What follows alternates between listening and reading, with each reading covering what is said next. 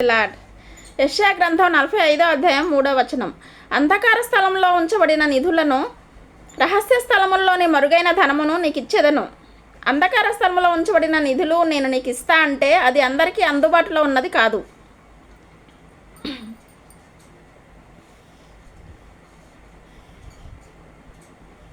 కానీ వాళ్ళ కాళ్ళ దగ్గరే అంధకార స్థలంలో ఆయిల్ బావులు దాచి ఉంచారు అన్న సంగతి వాళ్ళకి తెలీదు. తర్వాత కాలంలో అవి బయటపడ్డాయి. పేద దేశాలు, దరిద్రం కొట్టుకొని ఉన్న వాళ్ళు కూడా ధనవంతులైపోయారు. అంతేకాకుండా ఒక ప్రాంతానికి వెళ్ళే కాలిఫోర్నియా ప్రాంతంలో ఒకప్పుడు అదంతా భూభాగంగా ఉండేది. కానీ దాని కింద బంగారం ఉందని ఎవరికీ తెలియదు.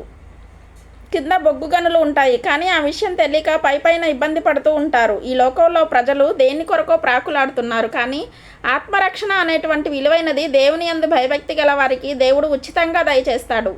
ఈ రక్షణ పొందిన వారే ఎప్పుడు ఎక్కడ మనం కన్ను మూసినా నిర్భయంగా పరలోక పట్టణానికి వెళ్ళే అవకాశం ఉంది. వారితో కూడా దేవుని యందు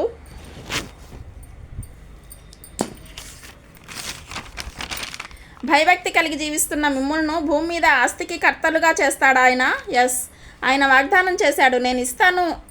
మన కంటికి కనబడింది దేవుని కంటికి కనిపిస్తుంది ప్రియులారా. అయితే ఆయన చెప్పిన ప్రకారంగా ఆయన మార్గంలో జీవిద్దాం, ప్రార్థనలో ఉందాం, దేవుని యందు భయభక్తి కలిగి ఉందాం. రహస్య స్థలముల్లో ఉన్నటువంటి ఆ ధనము దేవుడు మీకు దయచేయునుగాక. ప్రార్థించండి.